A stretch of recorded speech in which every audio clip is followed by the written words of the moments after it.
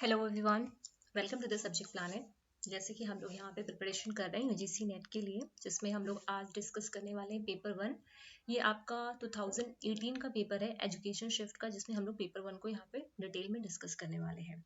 And ये आपका recorded session रहेगा, बिकॉज कुछ रीजन से मैं लाइव सेशंस नहीं ले पा रही हूँ, बट नेक्स्ट सैटरडे को लाइव सेशन पे मिलेंगे, ठीक है। एंड किसी को भी कोई क्वेरी हो तो प्लीज़ कमेंट सेक्शन में लिख के आप लोग पूछ लीजिएगा। आ जाओ फिर।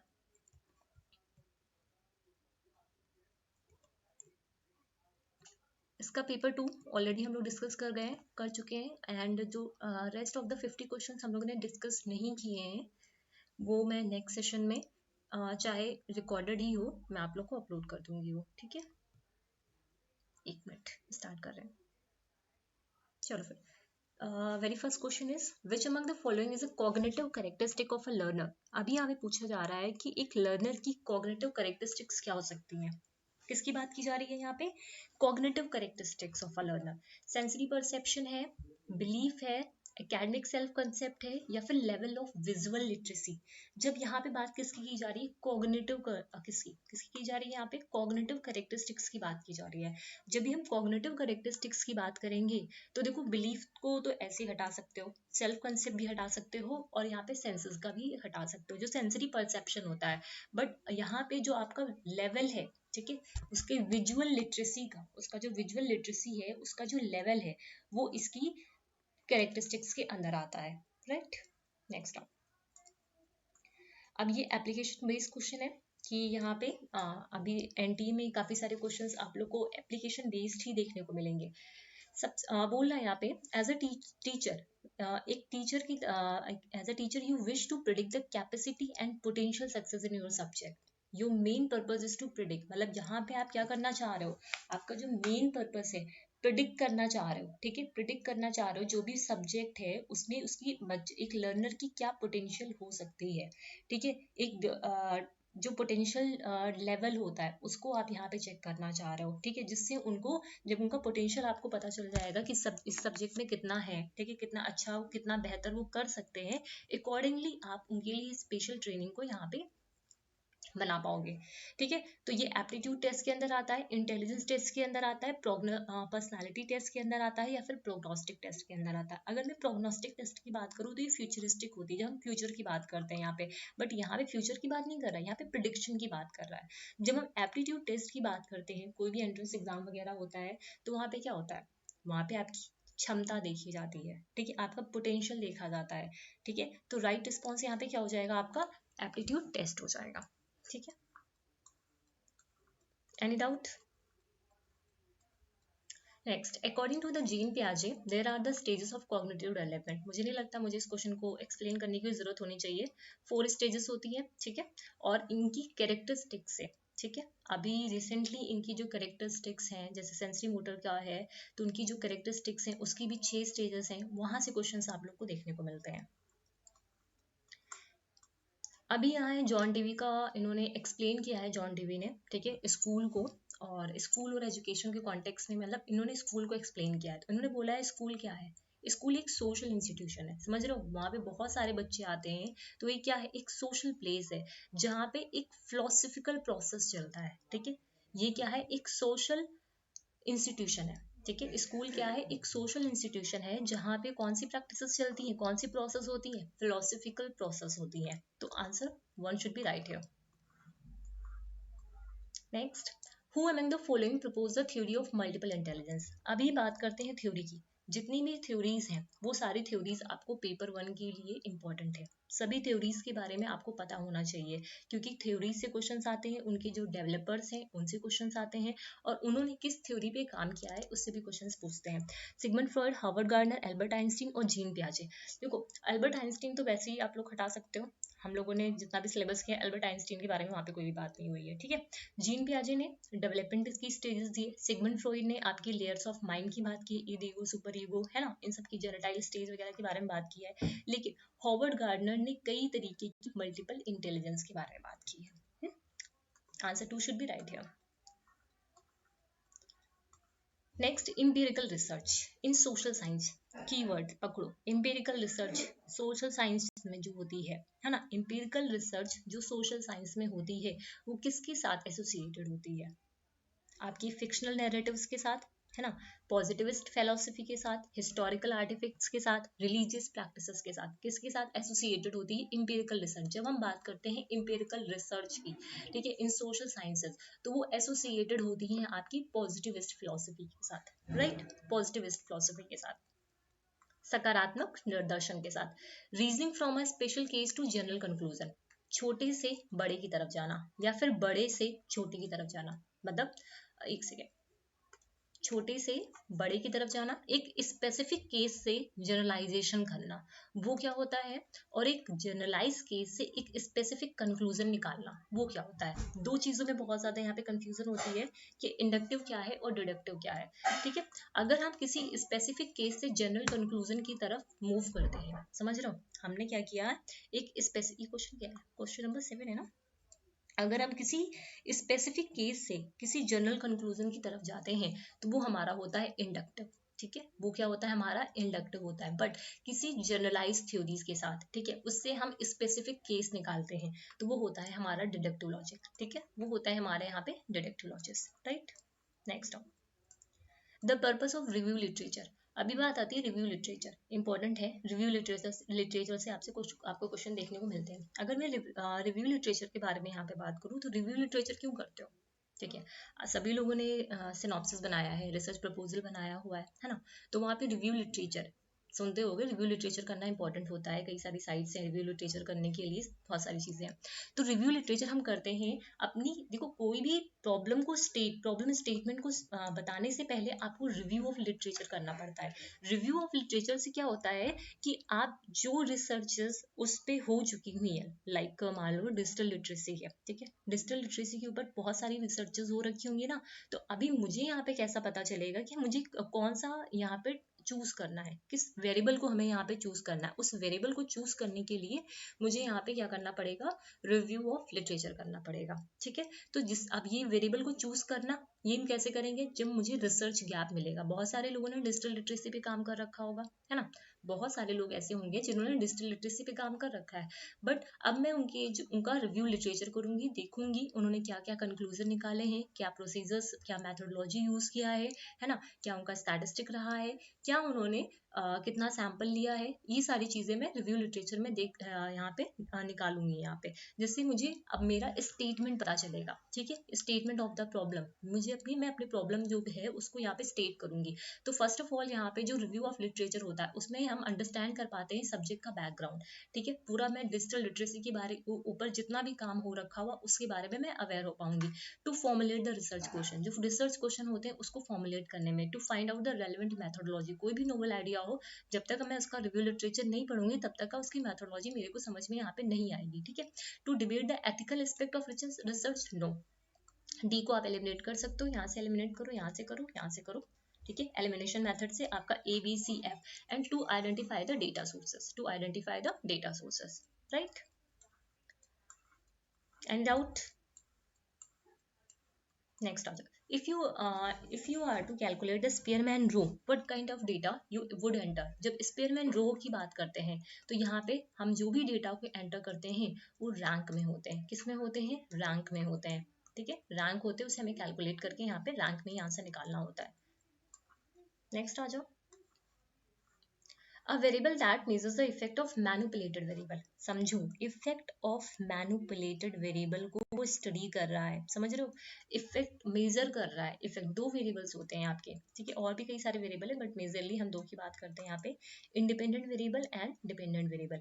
इंडिपेंडेंट वेरिएबल ऐसा वेरिएबल होता है जिसको हम लोग यहाँ पे ट्रीटमेंट देते हैं, है, इंडिपेंडेंट वेरिएबल ऐसा वेरिएबल है जिसको हम यहाँ पे ट्रीटमेंट देते हैं, और इसी वेरिएबल को हम इसको कंट्रोल करते हैं, मैनुपुलेट करते हैं, ठीक है, कंट्रोल करते हैं, मैनुपुलेट करते हैं, और इसका जो इफेक्ट है आफ्टर मैनुपुलेटिंग, ठीक है, या फिर इसको जो मैंने किसी चीज पे कंट्रोल किया है, ठीक है, उसका जो इफेक्ट निकल के आता है, कंक्लूजन निकल के आता है, वो हम कहाँ पे चेक करते हैं, डिपेंडेंट वेरिएबल पे। कहाँ पे चेक करते हैं, डिपेंडेंट वेरिएबल पे। तो वही चीज तो यहाँ पे लिखी है, a variable that measure the effect of manipulated variable. Manipulated variable क्या है आपका, इंडिपेंडेंट वेरिएबल, इसकी इफेक्ट को हम लोग किस पे देखते हैं, डिपेंडेंट वेरिएबल पे देखते हैं, ठीक है।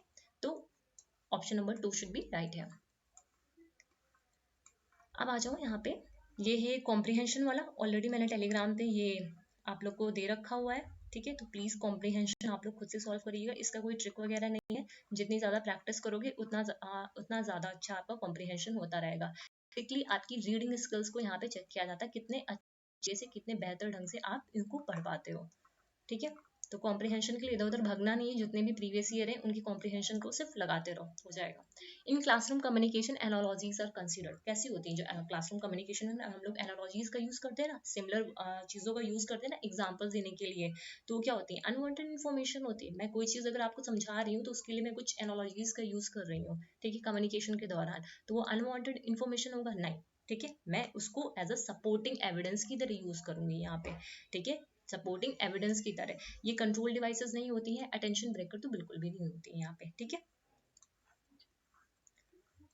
अभी आ जाओ, अब आता है यहाँ पे एजर्शन और रीजन का question. Empathy is essential for effective communication, जो एम्पैथी है वो एसेंशियल होती है किसी इफेक्टिव कम्युनिकेशन के लिए। जो हमारा कम्युनिकेटर है कम्युनिकेटी है, दो लोगों के बीच में एक एम्पैथी जो है, ठीक है, समानुभूति, वो बहुत इफेक्टिव होती है, जरूरी होती है एक इफेक्टिव कम्युनिकेशन के लिए, यस, ठीक है। अगर मैं कोई चीज बोल रही हूँ, ठीक है, और वो सामने वाला सुन रहा है, तो कुछ ना कुछ चीजें हैं यहाँ पे, ठीक है। तो किसी भी एक इफेक्टिव कम्युनिकेशन के लिए एम्पैथी जरूरी होती है। एम्पैथी एक टीचर और स्टूडेंट को लिंक करती है, ठीक है, बिल्कुल ये दोनों ही बातें सही है, ठीक है यहाँ पे, ठीक है। बट यहाँ पे ये जो उसका एक्सप्लेनेशन है वो सही नहीं है ना। क्यों नहीं सही है, क्योंकि यहाँ पे कम्युनिकेटर और कम्युनिकेटी की एक अलग सी बात स्टेटमेंट दिया जा रहा है, और यहाँ पे भी एक अलग से स्टेटमेंट दिया जा रहा है, एम्पैथी के ही कॉन्टेक्स्ट में दो अलग यहाँ पे बातें बोली जा रही हैं जो कि यहाँ पे सही है, ठीक है। कंप्यूटर असिस्टेड लैंग्वेज हो गया, कंप्यूटर असिस्टेड इंस्ट्रक्शन हो गया, कंप्यूटर मैनेज लर्निंग हो गई, है ना, ये सारी चीजें आपसे पूछी जाती है यहाँ पे। तो कंप्यूटर असिस्टेड लैंग्वेज लर्निंग क्या है, इलेक्ट्रॉनिक मेडिटेशन है, या फिर लैंग्वेज लॉजिक है, या फिर एडेड लर्निंग है, या फिर कम्युनिकेटिव से कॉल है। ये क्या है, एक कम्युनिकेटिव कॉल है आपका, ठीक है, क्या है, कम्युनिकेटिव कॉल है। नेक्स्ट, अब ये जैसे हैप्टिक है कम्युनिकेशन में, ये मान के चलो हर बार जितने भी आप पेपर देखोगे आपको एक नए नए शब्द सीखने का यहाँ पे मिलेगा, ठीक है। एनटीए हर बार कुछ नए नए शब्दों का यहाँ पे यूज करता है, ठीक है। तो मैं ये जब हम लोग कम्युनिकेशन का 12th के बाद, जब क्लासेस हमारी रेगुलर होंगी 12th मार्च के बाद, तो हम वहाँ पे कई सारे, जब कम्युनिकेशन ही मुझे स्टार्ट करना है बेसिकली, और जो आपका इंडियन लॉजिक का थोड़ा पार्ट रह गया वो भी करवाना है, ठीक है। तो कम्युनिकेशन को जब हम लोग स्टार्ट करें, वहाँ पे कई सारे नए वर्ड्स को हम लोग देखेंगे जिससे आपसे क्वेश्चंस हर बार बने हुए हैं, ठीक है, जो बेसिकली आ चुके हैं उन पे हम लोग डिस्कस करेंगे वहाँ पे। तो हैप्टिक का मतलब क्या होता है, टच, टच से समझो, हैप्टिक टच मतलब टैक्टाइल कम्युनिकेशन। कैसा कम्युनिकेशन होता है ये, टैक्टाइल कम्युनिकेशन। कम्युनिकेशन बहुत तरीके के होते हैं, ठीक है, बहुत डिफरेंट होते हैं, डिफरेंट डिफरेंट से। Social media platform have created, ये जो सोशल मीडिया प्लेटफॉर्म है क्या क्रिएट करता है, सोशल मीडिया के एडवांटेज भी हैं और डिसएडवांटेज भी हैं, ठीक है, दोनों ही तरीके से ये मदद करता है यहाँ पे। ये रिएक्शनरी ओपिनियन लेके आता है, जरूरी नहीं है हर बार हो ये, ठीक है। सोसाइटी कंज्यूमर्स होती है, नेगेटिविटी को फैलाती है नहीं। एक अगर हम बेहतर ऑप्शन यहाँ पे चूज करने की कोशिश करें, तो सोशल मीडिया क्या है, एक नेटवर्क, सोसाइटी का नेटवर्क है। एक मैसेज को आपने यहाँ पे अपलोड किया, ठीक है, दूसरे ने इसको फॉरवर्ड किया, दूसरे ने इसको फॉरवर्ड किया, फिर इसने फॉरवर्ड किया, तो ये क्या बना रहा है, एक पूरा नेटवर्क बना रहा है सोसाइटी के बीच में, ठीक है। तो ये चीज है। इन डाई, अच्छा हाँ ये देखो, ये है क्वेश्चन आपका, क्या बात इसको बोलते हैं, रीजनिंग का क्वेश्चन है, ठीक है। अभी देखो, डाइस को बोल रहा है, कैसे लिख सकते हैं, जस्ट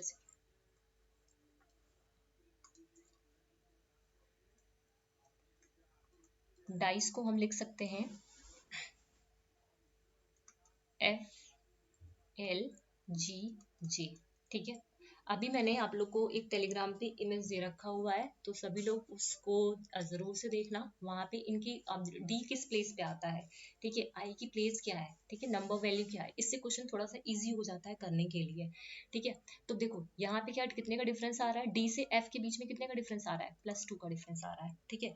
और आई से एल के बीच में कितने का डिफरेंस आ रहा है, +3 का आ रहा है। सी और जी +4 आ रहा है, ई ओ जी +5 आ रहा है। सिंपल, बस इसी को यहाँ पे फॉलो कर लेना है, ठीक है। बस एक बार आपको यहाँ पे समझ में आ जाए कि कौन सा पैटर्न यहाँ पे लग रहा है, ठीक है। b +2 करो, एक मिनट, ABCD, ठीक है, D आएगा, D देखो सभी में आ रहा है ना। फिर I के बाद +3 करो, JKL, L है ना, J +3 है ना, ABC, L आ जाएगा, ठीक है। तो क्या हो जाएगा, यही वाला हो जाएगा आपका। समझ में आया बात, दो से ही बन गया है यहाँ पे। तो इसी तरीके से पैटर्न को उसको फॉलो करना है।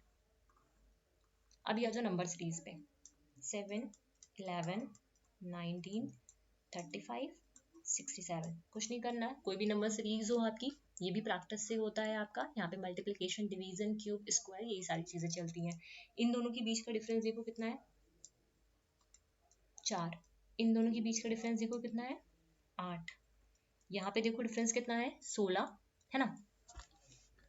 और यहाँ पे डिफरेंस कितना है, 32 का है। समझ रहे हो, 4 4 8, देखो यहाँ पे क्या हो रहा है, डबल हो रहा है। 4 4 8, 8 8 16, 16 16 32, 32 और 32 कितना हो जाएगा यहाँ पे, 64 हो जाएगा। समझ में आया, 64 हो जाएगा। तो 67 में इसको ऐड कर दूं, कितना हो जाएगा, 131 हो जाएगा, ठीक है। बस अब देखो इस तरीके के जो क्वेश्चन होते हैं, next term in the letter, तो इसमें क्या करना होता है, इसको इसको देखना होता है ना, ठीक है। और इनको इनको देखना होता है, समझ रहे हो, इस तरीके को देखना होता है। अभी देखो यहाँ पे पैटर्न क्या फॉलो कर रहा है, देखो मैं यहाँ पे नंबर्स के फॉर्म में लिख रही हूँ। जब के का प्लेस हम देखते हैं, प्लेस वैल्यू कितनी है, 11 है, ठीक है। उसके अलावा जे का देखो, ये कितना है, 10 है। आई का देखो, आई का कितना है यहाँ पे, 9 है। एच का कितना है, एच हो जाएगा आपका 8, है ना। देखो 9 8, फिर ये कितना हो जाएगा, 7। देखो एक सीक्वेंस फॉलो हो रहा है ना, है ना, एक सीक्वेंस फॉलो हो रहा है ना। तो यहाँ पे कितना आएगा, 7 के बाद कितना आएगा, यहाँ पे 6 आएगा, ठीक है। तो 6 की प्लेस वैल्यू क्या है आपकी, एफ है, ठीक है। प्लेस वैल्यू आप 6 की किस नंबर पे आता है, एफ आता है, ठीक है। इन दोनों को यहाँ से एलिमिनेट कर दो, ठीक है। अब ये आता है यहाँ पे कि बी एच, इसमें तो कोई कॉम्बिनेशन नहीं बन रहा है इसमें क्या से कॉम्बिनेशन बनेगा आपका, जैसे बी और एच है ना। बी और एच, बी का क्या है, देखो 2 है, एच का क्या है, 8 है, ये याद होने चाहिए आपको, ठीक है। और एच का 8 है, एम का कितना है, 13 है, और क्यू का कितना हो जाता है, 17 हो जाता है। टी का कितना, इसमें भी देखो एक सीक्वेंस मिल रहा है, 20, मतलब 2 + 4 करोगे, सॉरी सॉरी 6 करोगे, ठीक है। 6 करोगे तो कितना आएगा, 6 2 8, ठीक है। 8 5 13, ठीक है। 13 4 6 5 4, 17 3 20, ठीक है। इसी तरह देखो 5 6 5 4 3 +2 कर दो, ठीक है। 20 2 22, तो 22 करोगे तो कितना आ जाएगा, यहाँ पे एफ बी आ जाएगा, ठीक है। क्लियर है। Choose the word which is different from the rest, इसमें से वर्ड को चूज करना है जो रेस्ट से डिफरेंट है। देखो पेपर, वुल और जूट, ये तो एक ही होंगे आपके, बट प्लास्टिक यहाँ पे डिफरेंट है, ठीक है। नेक्स्ट आओ।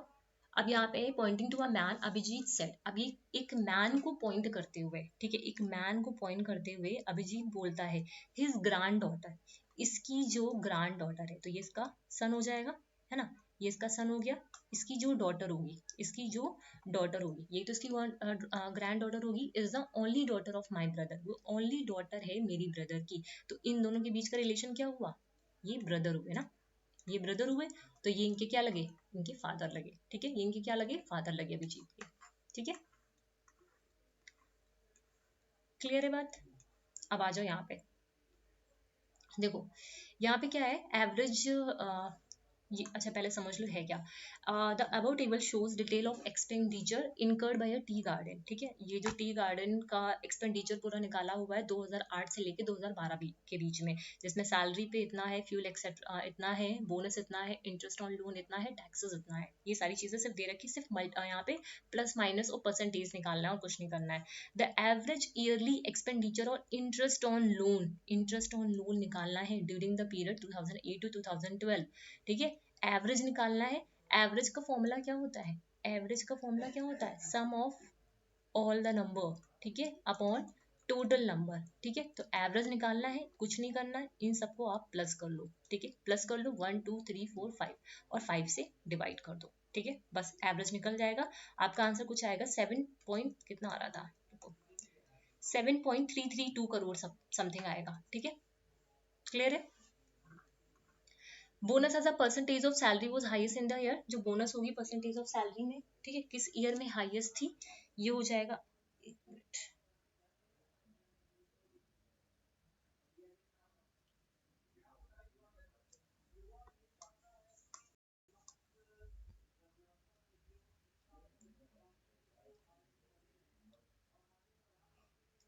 किस ईयर में बोनस था आपका हाईएस्ट? 2010 में, ठीक है, लगा दो टिक। इजी बहुत आया था ये वाला तो, ठीक है।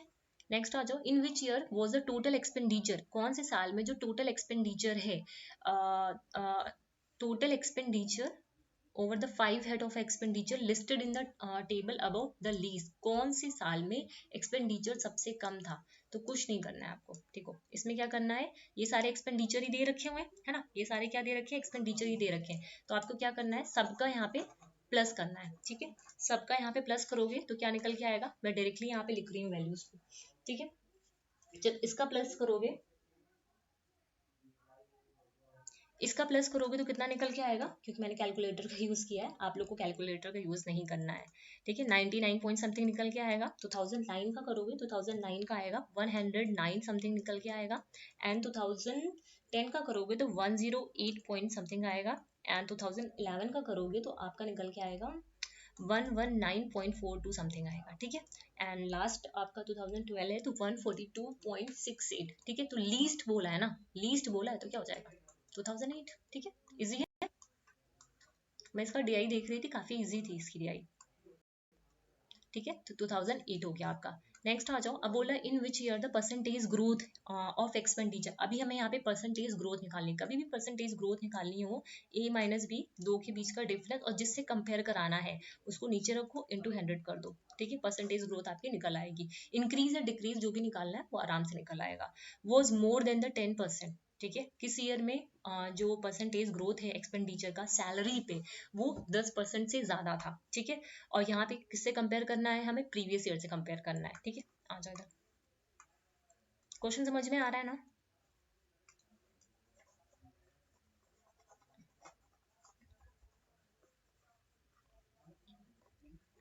देखो सबसे पहले हम निकालेंगे किसका, 2009 का, ठीक है।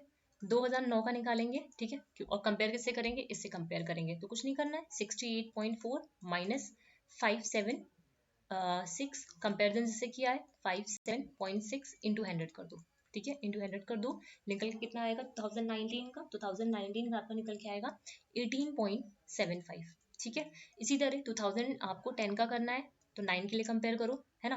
2010 का करना है, एक सेकेंड, रुको रुको रुको रुको,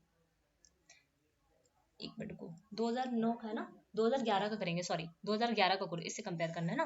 तो 2011 का करना है तो क्या करेंगे हम, 67.2, क्योंकि हमें इसमें ऑप्शंस के हिसाब से चलना है इस वजह से, ठीक है। और इसको डिवाइड कर दो 64.8 से, इंटू 100 कर दो, ठीक है। तो कितना निकल के आएगा आपका यहाँ पे, 3.7 निकल के आएगा, ठीक है। 2011 का सेम चीज आप कर दो 2012 के लिए, ठीक है।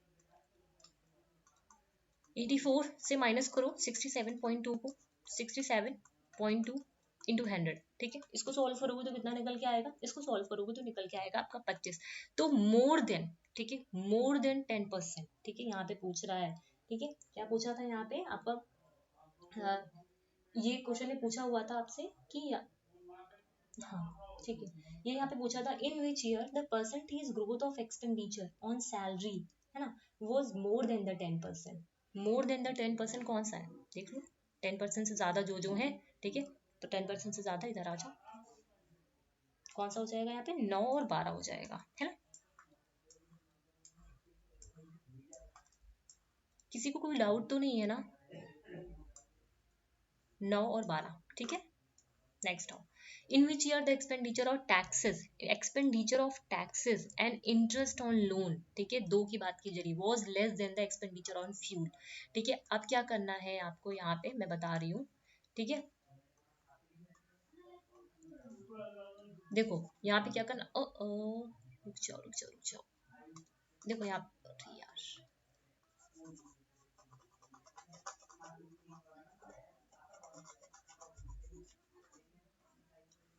देखो यहाँ पे फ्यूल से कंपेयर कराना है, ठीक है। एक्सपेंडिचर ऑन लोन, ठीक है, expenditure on loan plus taxes को टोटल करो, ठीक है। जो भी वैल्यू निकल के आती है, देखो किसमें आपका लेस देन फ्यूल आ रहा है, ठीक है। यहाँ पे क्या बोला गया है आपसे यहाँ पे बोला गया कौन से साल में जो एक्सपेंडिचर है टैक्सेस पे और इंटरेस्ट ऑन लोन, ठीक है, तो दोनों को आपको क्या करना है 4.68 प्लस 16.6, ये पहले आप टोटल करके यहाँ पे निकाल लो हर साल का, और यहाँ पे चेक करो कि लेस देन है फ्यूल से, ठीक है, लेस देन है फ्यूल से, ये चीज यहाँ पे चेक करना है। तो इसका आपका राइट जो रिस्पॉन्स निकल के आएगा वो आएगा 2011 में, ठीक है। मैं आंसर की से देख के बता रही हूँ, आप लोग कैलकुलेट करना, ठीक है, क्योंकि कैलकुलेशन आपको खुद से करनी पड़ेगी यहाँ पे, ठीक है।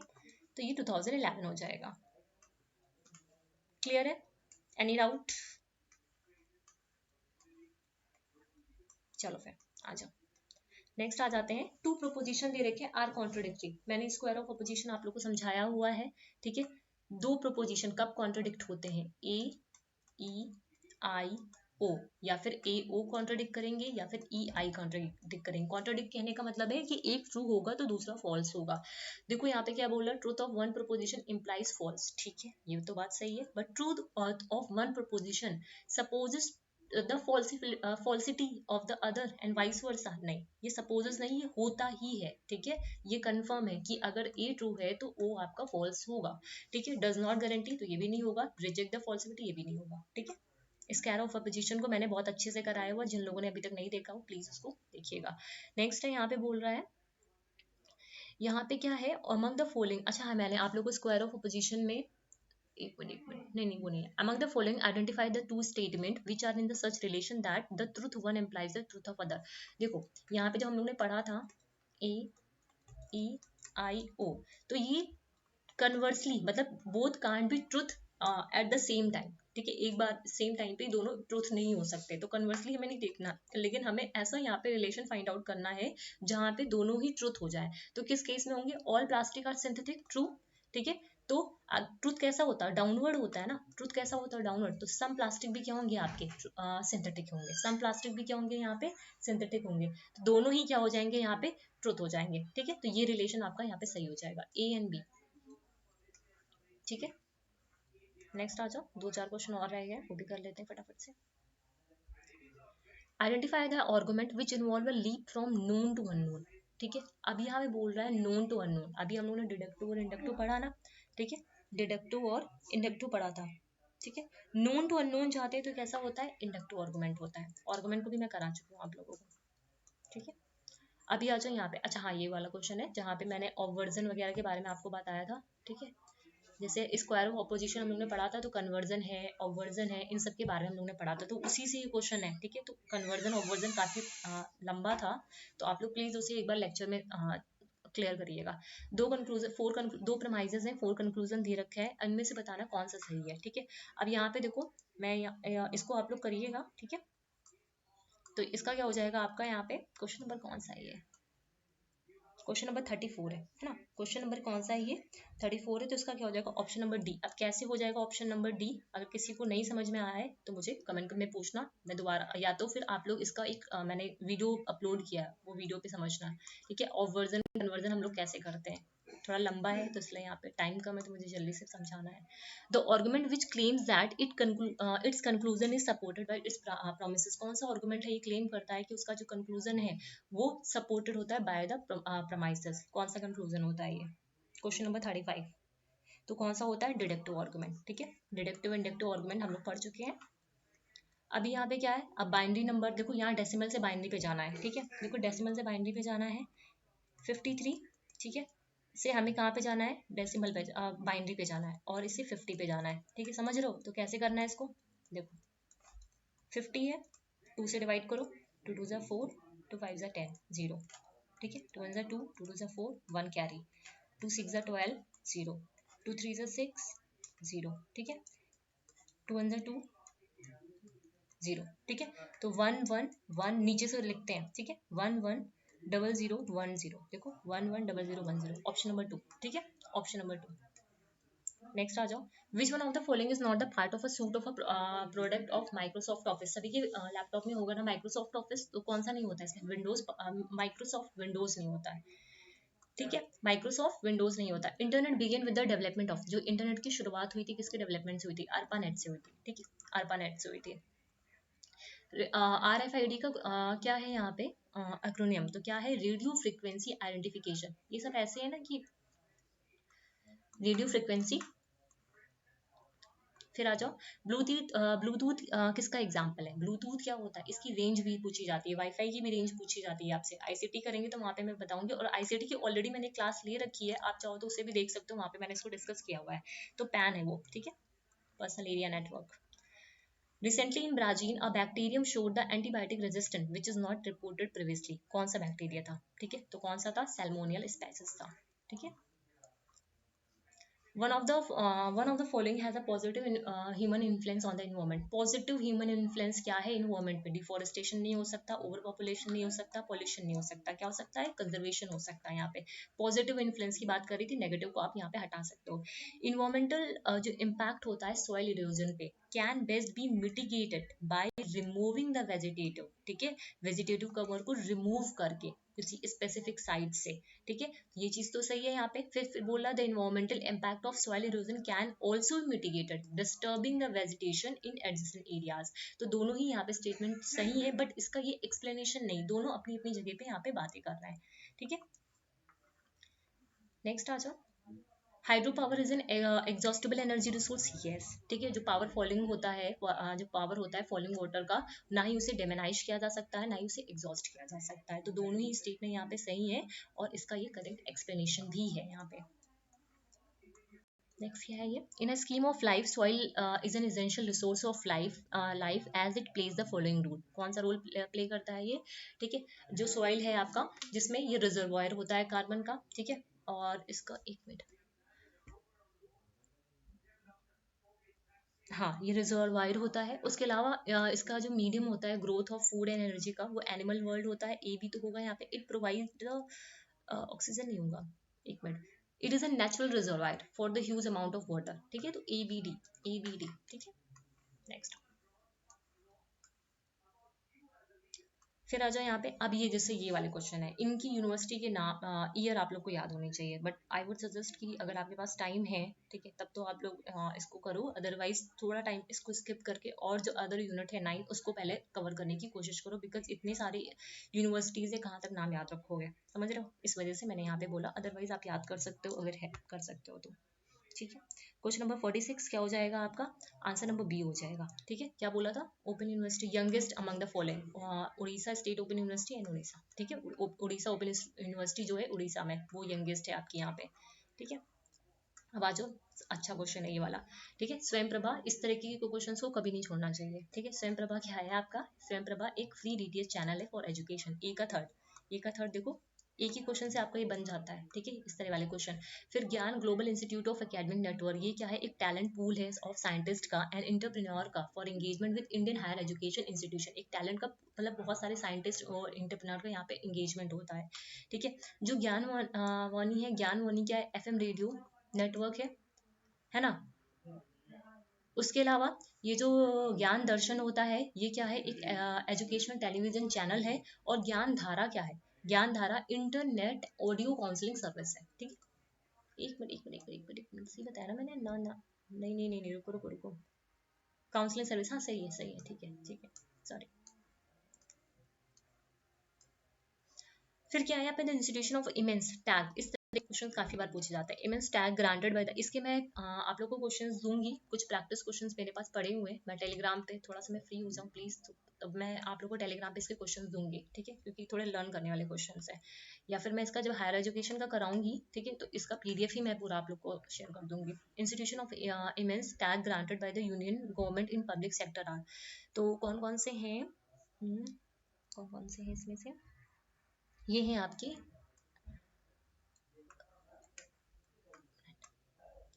IIT दिल्ली और IIT Bombay, institute of science, ठीक है, Indian institute of science, ABF। ठीक है, नेक्स्ट आओ। नेक्स्ट है, which among the following was launch 2 अक्टूबर 1979। ये बर्थ डे है महात्मा गांधी का। तो क्या था? National adult education programme. ठीक है, national adult education programme. Last 12 10 plus 2 plus 3 का जो स्ट्रक्चर है, किसने रिकमेंड किया था? ठीक है, तो किसने किया था? कोठारी एजुकेशन कमीशन ने किया था। ठीक है, तो ये था आपका पेपर 1, जिसको हम लोगों ने 50 के 50 क्वेश्चंस को पूरा यहाँ पे डिस्कस कर लिए हैं। ठीक है, किसी को भी कोई डाउट हो अगर किसी भी क्वेश्चन में, तो प्लीज कमेंट सेक्शन में लिख के आप लोग पूछ लीजिएगा। ठीक है। एंड जो लाइव क्लास होगी वो आपकी सैटरडे को होगी, ठीक है। मैं टाइम आप लोग को टेलीग्राम पे अपडेट कर दूंगी, एंड कोई भी क्वेरी तो आप प्लीज़ कमेंट सेक्शन पे लिख के पूछ लो।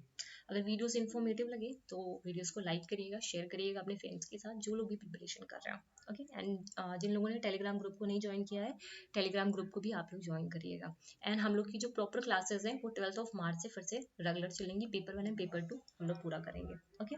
Thank you everyone for watching.